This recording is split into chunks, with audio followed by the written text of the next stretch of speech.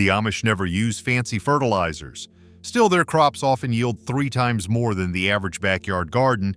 You would think they have some kind of secret manual, but really it all comes down to using what they have got wisely. So what are they doing right that the rest of us are not? Let us reveal their secrets today. Number 50. Regular soil feeding. One of the first things they swear by is feeding the soil. Not once or twice, but regularly. They do this because they know tired, depleted soil won't grow much of anything, no matter how much you water it or wish it into existence. The type of compost they use is also unique, not in a way that they buy it from somewhere, but in a way that it is purely natural. Number 49. Natural compost. They use compost made from kitchen scraps, leaves, grass, and animal manure and turn it into rich, crumbly gold. Their little secret is that they don't just toss compost in at the start of the season and call it a day. They top it up. Every few weeks, they give their soil another boost. And speaking of feeding, there is a quiet little trick they use that's hiding right in your kitchen. The water from boiled rice. Number 48. Rice water.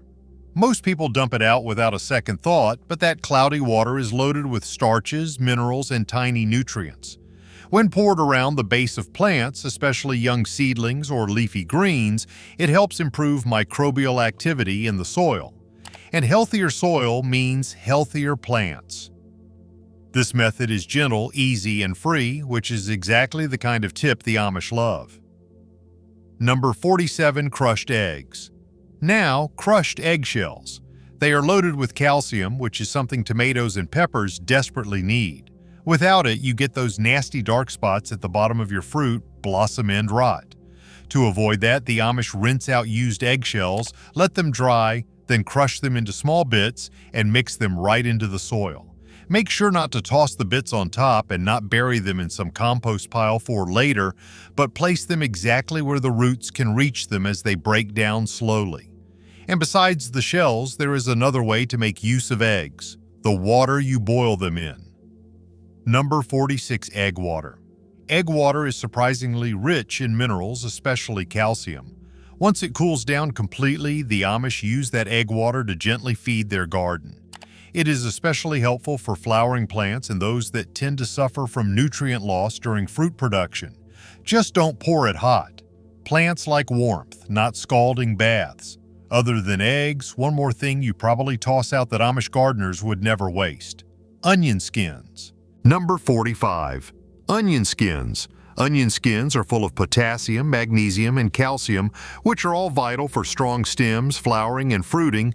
The trick is to soak the skins in water for a day or two, then strain and use the liquid to water your plants. It is a great pick-me-up, especially during the blooming season when your plants need a little extra push. Not only that, it is another way to use what you already have without spending a penny. Now let's talk about something slightly stinkier, but this is another great tip: manure tea. Not fresh manure because that's way too harsh, but aged manure soaked in water. Number 44. Manure tea. Did you know that the Amish usually take a shovelful of aged cow or horse manure, tie it up in a burlap sack like a giant tea bag, and drop it into a barrel of water? After a few days, it turns into a rich brown liquid full of nutrients.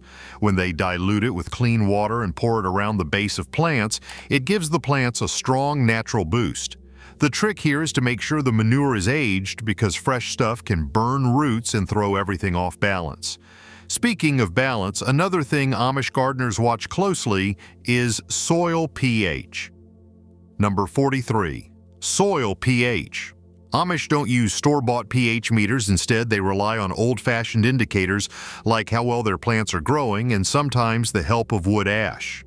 Yes, the leftover ash from a fireplace or wood-burning stove is rich in potassium and phosphorus, which is great for root veggies and flowering plants. A light sprinkle goes a long way.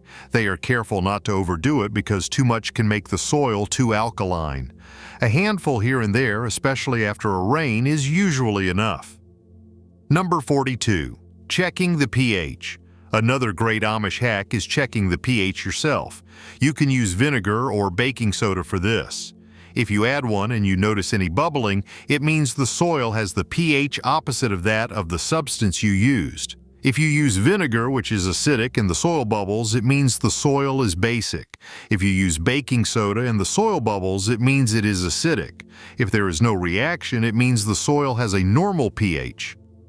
Now, you wouldn't think your morning cup of coffee could help in the garden, but it absolutely can. Number 41. Used coffee. Used coffee grounds are full of nitrogen and are a favorite of worms, which, by the way, are every Amish gardener's secret workforce. They keep the soil loose and full of life. The Amish either scatter dried coffee grounds lightly around nitrogen-hungry plants like spinach or mix them into their compost piles. Some even steep the grounds in water for a few days to make a mild coffee tea that adds a slow, steady feed. Number 40. As a growing medium. Now, if you love to grow mushrooms, those used grounds are also a perfect growing medium. They are moist, slightly acidic, and already broken down enough for mushroom spores to love. Just mix them with mushroom spawn and pack them into a container or bag. Keep it dark and damp, and within a few weeks, you will see your own edible mushrooms popping up. And now, tea lovers, don't worry. You are not left out. Number 39. Tea. The Amish also use tea leaves in their gardens. We are talking about the plain tea leaves, not the flavored or fruity blends. Once they are dry, you can sprinkle them into the soil or toss them into compost to give the soil an extra nitrogen boost. They also help the soil hold moisture longer, which is especially helpful during dry spells. It has a subtle effect, but it makes a difference over time, especially when you are growing herbs or greens that love consistent, moist soil. Now, not every problem in the garden is about nutrients. Some are about pests and diseases. Powdery mildew, for example, is a common issue, especially when the air is humid and your plants don't have great airflow. The Amish solution is milk. Simple as that. Number 38. Milk. The Amish mix 1 part milk with 2 parts water and spray it onto the leaves of affected plants once or twice a week. The proteins in the milk react with sunlight and help stop mildew in its tracks. It is a gentle, effective, and way less scary way than using chemical fungicides. Number 37. Timing matters. If you are using milk to prevent mildew, the great Amish trick is to make sure you apply it early in the morning or late in the evening. You should never add it in the heat of the day, because otherwise you might end up with some funky-smelling leaves. Now, don't just feed your plants milk, they also need water. What's the Amish trick for that? Number 36. Water. Well, when it comes to keeping plants hydrated, the Amish don't rely on fancy irrigation systems or smart sprinklers. Instead, they use smart, low-effort tricks that work with nature and not against it. One of their oldest hydration secrets is terracotta watering pots. These little clay pots are buried right next to plants and filled with water. Over time, the water seeps out slowly through the porous walls and gives roots a steady supply of moisture. This way, there is no runoff and no waste. The cool part is that the release is based on soil dryness. If the soil is already damp, the pot releases less. If it is dry, it lets more water through. It is a natural, low-tech system that responds to the environment without needing timers or sensors. This is perfect if you live in a region with hot, dry summers or you are a forgetful gardener. Now, not everyone has a terracotta pot lying around, but the Amish always find a workaround. One method they use in smaller indoor gardens or greenhouses is surprisingly modern. Number 35. Ice cubes. You see, ice cubes melt slowly, so they give plants time to absorb water at their own pace. It is especially helpful for moisture-sensitive plants like orchids and succulents. These plants hate sitting in wet soil, but love a gentle sip now and then. So how much can you use? Well, 1 or 2 ice cubes per week near the roots is often just right. Of course, not all garden care happens in the sun. Sometimes you have to protect your plants from the cold, especially during those surprise frosts that show up out of nowhere. Number 34. Burlap. Instead of tossing on plastic tarps, which trap too much heat and moisture, the Amish go with something breathable. They use burlap. It creates a barrier that shields plants from wind and frost, but still allows air to circulate. That airflow is important as it prevents mold and mildew while keeping temperatures more stable around the plant. And while we are talking about keeping moisture steady, there is another simple trick Amish gardeners use when they need to water plants slowly and consistently over time. A cotton rope wick. Number 33. Rope wick. One end of the rope goes into a container of water, the other is buried a few inches into the soil near the roots. Through capillary action, the water travels down the rope and into the soil as needed. The plant takes what it needs, not more and not less than that. This is especially useful if you are away for a few days or dealing with a hot spell.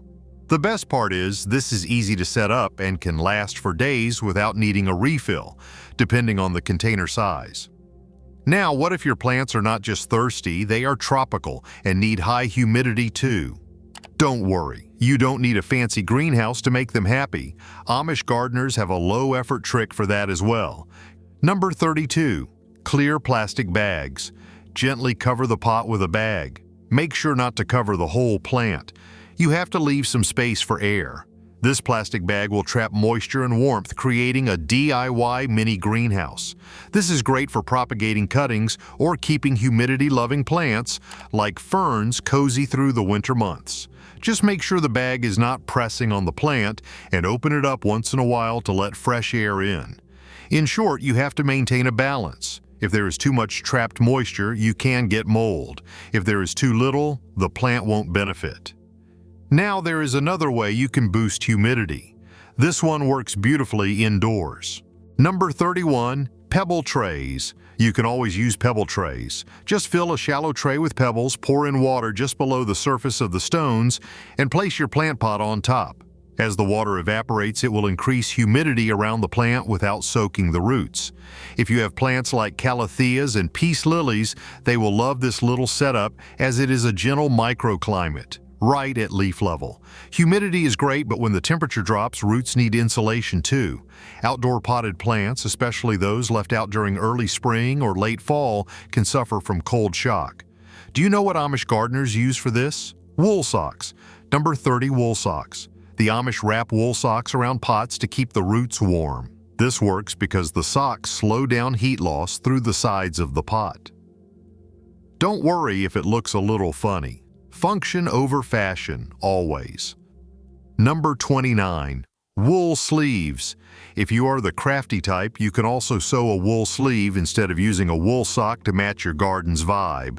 Either way, the idea is the same: to give your plants a little warmth buffer during chilly nights. Number 28. Changing the position. Now, not all solutions require equipment or setups. Sometimes you just move the plant to the right place. For moisture-loving plants like ferns, begonias, and some tropical varieties, the bathroom is surprisingly ideal. It is because every shower adds humidity to the air, creating a soft, damp environment plants love. The Amish are not shy about moving their plants around based on the season, and neither should you be. Even just placing a plant near the sink or on a shelf near the shower helps. Number 27. Natural light. Wherever you place your plant, you just have to make sure there is still some natural light. No plant likes to live in the dark, no matter how humid it is. The best way is to place it on a windowsill in your bathroom or kitchen. Number 26. Self-watering bottle. And when it comes to keeping things hydrated without babysitting your plants, a DIY self-watering bottle works wonders. Take an empty plastic bottle, poke a few small holes in the cap, fill it with water, flip it upside down, and press it into the soil. As the soil dries, it will pull water from the bottle. This method works best in medium to large pots where the soil can support the bottle upright. Number 25. Watering speed. If you feel like the speed of the water flowing to your plant is too much or too little, the Amish have a trick for that as well. All you have to do is change the number or size of holes to change the watering speed. Amish gardeners use this method during dry spells or when they know they will be away for a few days. But of all the water-saving, water-smart Amish habits, one works out the best. It's collecting rainwater. Number 24. Rainwater. Rainwater is chemical-free and perfectly balanced for most plants. You see, tap water often contains chlorine, fluoride, or salt buildup from softeners, which can slowly wear down plant health. Rainwater, on the other hand, is pure and soft. It also tends to be slightly acidic, which is exactly what most garden plants prefer. The Amish set out barrels under gutters or use wide buckets in open areas. You don't need anything fancy. Even a clean plastic bin with a lid with holes cut in will work. Just make sure to cover it when it is not raining to keep out bugs and debris. Rainwater is good for plants, yes, but it also encourages microbial life in the soil. The more alive your soil is, the healthier and more productive your garden becomes. Number 23. Human hair. Next, you want to protect your garden from pests and diseases. You see, sometimes the best garden defenders are not sprays or fences. They are sitting right on your bathroom floor after a haircut. Human hair might sound like a weird thing to toss into your garden, but the Amish have known its secret power for ages. Rabbits and deer pick up the human scent in the hair and decide it is not worth the risk. So make sure to try this hack. But how much do the Amish really use? Number 22. The quantity of hair. Well, you don't need to cover your whole garden in it. Just scatter a bit around the edges or near the plants most likely to get munched. The bonus here is that hair also breaks down slowly and adds nitrogen to the soil, which plants love. Now, while you are keeping critters away from the outside, you might also be fighting off something sneakier: fungi. Number 21. Baking soda. Leaf spots, powdery mildew, and those sudden rotting patches on young seedlings are often fungal growth. One easy, effective fix is a simple baking soda spray. Just mix 1 teaspoon of baking soda with a quart of water and a drop of dish soap to help it stick, and then spray it on affected leaves. The baking soda changes the pH on the leaf surface and makes it harder for fungi to grow. But why stop at just preventing disease? You can also bring in natural bodyguards. Number 20. Marigolds. Marigolds are one of the greatest secrets in Amish gardens. They don't just look pretty, they work hard as well. Marigolds release a scent that repels all kinds of pests, from aphids to nematodes hiding in the soil. Just planting them near your vegetables creates a kind of invisible shield. The plus point is that they attract beneficial insects like ladybugs, who love to snack on the pests that bug your plants. And then there are slugs. Slimy, sneaky, and destructive, they love to show up at night and chew through tender greens like lettuce and cabbage. Instead of chasing them down, the Amish set traps. Number 19. Amish traps. Bury a small dish or shallow container in the soil in a way that the rim is level with the soil. Then fill it with stale beer and the slugs will crawl right in, lured by the smell, and drown. It is gross, yes, but it is extremely effective. Damage control does not stop with pests. Sometimes plants get injured too. For example, snapped stems, bruised leaves, or cuts from trimming. So what do the Amish do about that? Number 18. Aloe vera. Well, they use aloe vera. This slimy thingy is packed with natural antiseptic and healing compounds that help plant tissue recover. If you rub a little gel on a damaged stem or leaf base, it will help prevent infection while the plant heals. This works just like a plant bandage, but from nature. Now, if you are starting seeds, there is another silent killer to watch for. It's dampening. It is a fungal disease that attacks young seedlings, causing them to rot at the base and topple over like dominoes. What would you do in that scenario? Number 17. Cinnamon. The Amish have a gentle fix for this. They use cinnamon. A light sprinkle on the soil surface before or after planting seeds can help stop fungus in its tracks. It also smells great and helps keep fungus gnats away, which is a win-win for any windowsill gardener. Number 16. Chamomile tea. If you don't want to use cinnamon, you can also use chamomile tea, which is also a gentle antifungal. You can use it to water seedlings and prevent damping off naturally. On the topic of smells, you should also use cloves. Number 15. Cloves. You see, cloves have a strong aroma that ants, aphids, and even certain beetles absolutely hate. The Amish grind them up or use clove oil diluted with water and spray it around garden beds, especially where ants love to build. You can also tuck whole cloves into small cloth pouches and hang them near plants. It is not overpowering to us, but bugs hate it, so they leave the space instantly. Number 14, potatoes. Now let's talk about rooting cuttings. You have probably heard about sticking a plant cutting in water or soil and hoping for roots. To do this, the Amish have a great trick. They use potatoes. They make a small hole, insert the cutting, and plant the whole thing. The potato provides moisture and nutrients to help the cutting stay healthy and grow roots faster. It is especially helpful for cuttings from roses, tomatoes, and other soft-stemmed plants. Number 13, vinegar. Of course, not every garden battle happens in the soil. Sometimes it is ants marching in or rabbits sneaking around the edges. And one strong-smelling remedy the Amish turn to is vinegar. It is sharp, acidic, and totally unappealing to small animals and insects.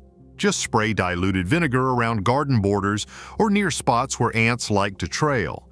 Just don't spray it directly on plants because it can burn leaves.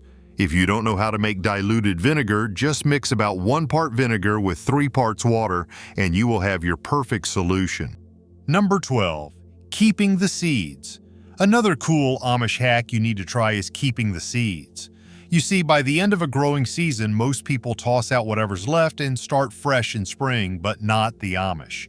They treat each season like a lesson. One thing they always do is save seeds, but not just any seeds. They collect from the strongest, healthiest plants. That way, year after year, their crops become better adapted to the local soil, pests, and weather. It is how they build stronger plants naturally. Number 11, labeling the seeds. And of course, don't forget to label the seeds like the Amish. This way, you will never mix up the seeds of your favorite plants and regrow anything anywhere you want. Speaking of seeds, have you ever tried sowing tiny ones like lettuce or basil, only to end up dumping way too many in one spot? Yes, it happens. A clever trick Amish gardeners use is mixing those tiny seeds with cornmeal. Number 10, cornmeal. Cornmeal bulks them up and makes them easier to spread evenly. The cornmeal breaks down naturally and does not affect germination. It just helps you not end up with a jungle in one corner and bare soil in the other.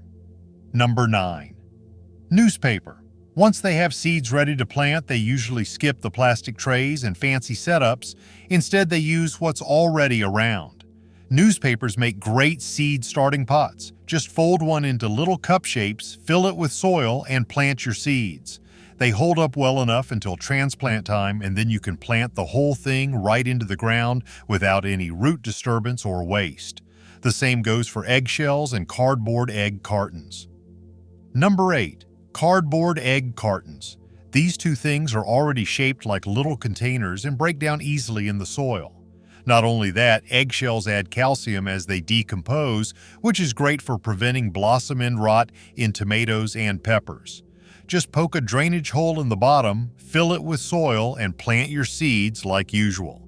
When they are ready, crack the shell a bit and pop it right into the garden. Number 7, aluminum. Now, not every plant gets perfect sunlight. So if you have shady corners or an indoor setup, do what the Amish do. They use aluminum foil to bounce light around. A simple sheet of foil behind or next to a plant can reflect sunlight back onto leaves that are not getting enough. It is especially useful for seedlings stretching toward the light or houseplants stuck on dim windowsills. Number 6, cardboard. While we are working with recyclables, cardboard also gets a second life in Amish gardens as a weed blocker. Just lay it down between rows or under mulch, and it will smother weeds before they even have a chance to peek through. Over time, it softens and breaks down into compost, feeding the soil instead of clogging up your garbage bin. Number 5, coffee filters. Now let's talk about something that seems minor, but makes a real difference: coffee filters. Place one at the bottom of your pots before adding soil. It keeps the dirt from spilling out of drainage holes, but still lets water flow through, which means no more mess on your shelves, and your roots won't get compacted by sitting in puddles. This next tip is going to shock you. Number 4, pencil shavings. The Amish use pencil shavings as light mulch. They help hold moisture in the soil and even keep some insects away thanks to the natural wood oils. Just make sure the pencils are made from real wood and not coated with weird paints or chemicals. It is a gentle way to protect young seedlings or fresh transplants from drying out too fast. And when it is time to tie plants up, they don't grab plastic twist ties or wire. They use cotton strings. Number 3.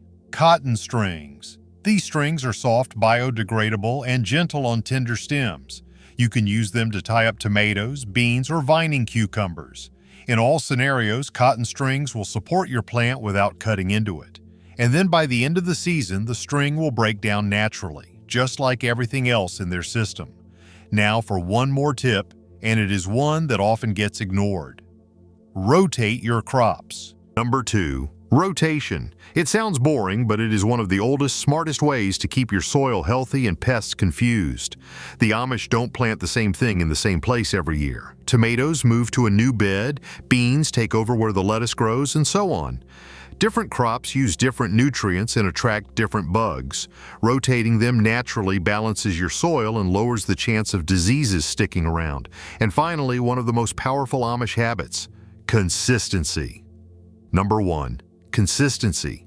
They don't skip the basics. They show up for their garden every day to check it, water the plants, and make the necessary adjustments. They don't use any fancy hacks, just steady care. That's what truly makes things grow year after year. Now tell us, do you know any other gardening trick that has worked wonders for your produce? If so, share with us in the comments below. And before you go, make sure to subscribe to our channel for more amazing hacks. We will be coming back with more.